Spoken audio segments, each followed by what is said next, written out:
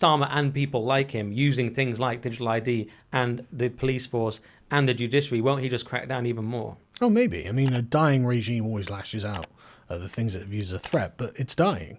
And this whole thing, like, they're rushing to get this done. I don't think this was something... I mean, Starmer knocked back the idea of digital ID, like, what was it, 8 months ago, something like that? And now he's found himself in a precarious position because his government's incredibly unpopular. Because whether you like it or not, the polls actually do matter. Like, people are like, okay, but we are still going to have to go through another election. And if we get completely hosed at the polls, if we lose, 200 MPs or something, possibly more, in fact. I mean, some of the latest polls have Labour on like 76 MPs. So 350 or so MPs as an absolute bloodbath. Why would you donate to the Labour Party if you're a donor? Why would you be a member of the Labour Party? Why would you want that? What good would that be? So, we can analyse it through the lens of elite theory all we want. but the reality is democracy actually informs how these people are in their positions of power, what they can do in the future, and whether their parties even have a future. And so they rightfully look at 1 million people who are diametrically opposed to them and say, right, you're the enemies of our multicultural society. And it's like, yeah, no, we are, Kit. We are your enemies, and we're going to ruin you. We're going to destroy you. Like, we are going to get that government of 400 frothing at the mouth patriots who are going to literally look at the system you built and be like, right, we've got a bill here that will destroy every aspect of it in day one. And it's going through because there are no factions internally in Nigel Farage's party. Like, there's not like, long established coalitions inside Reform. It'll be a bunch of newbies who are just like, yeah, everything's terrible, but we'll just do whatever Nigel wants. So Nigel is actually in a golden position. And if anyone will ever have the chance to actually thoroughly root and branch reform the system, unfortunately, it's going to be Nigel. So, and I'm not terribly optimistic, right? But he's going to have the golden opportunity. Yeah, they're not newbies in the sense that it's former Tories. I mean, Danny Kruger was the most high-profile. They're not going to get 400 former Tories. They're going to have to get a bunch of people who just are not really in politics, right? Which is what Farage has been doing. If you think about the people that, like, think about the the council elections, where they're like, this 19-year-old has been put in charge of a £400 million budget. It's like, good, maybe he'll do something with it. It can't be any worse than the people who came before.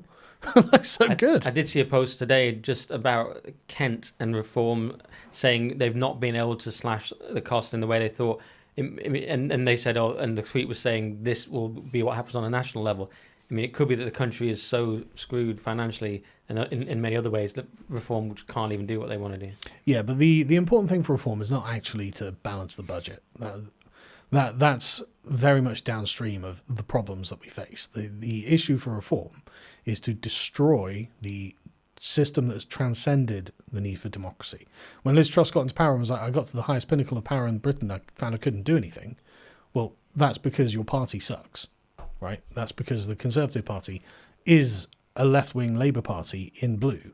And you were like, oh, right, we need to smash the quangocracy. We need to, annex the Bank of England. We need to destroy, the devolved parliaments. We need to get rid of the Supreme Court. We need to get rid of all these hate speech laws. The Conservative Party would never have consented to that because that would make them afraid. That would mean actually doing something productive. That's really what Nigel Farage should be thinking of doing. Yeah, it's interesting. Yeah, Truss very much rejected by the system. Now she's quote tweeting Sargon tweets. We're in a brave new world.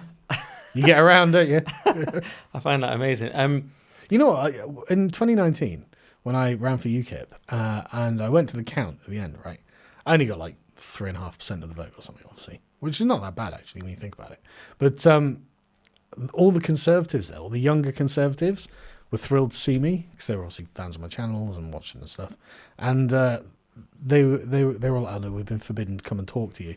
And I was like, oh, don't worry, you'll all come to my position eventually. And I just can't help but feel that things are going in our direction. That's so funny, yeah. And you're like, now your former Prime Minister's quote tweeting me. Someone asked me yesterday, are you at the Tory Party conference? I was like, I don't think I'd be allowed. I don't think I'd even be allowed at the Reform one because I've criticised everyone across the board. It'd be bad for my image. Why would I want to be seen there? Good point.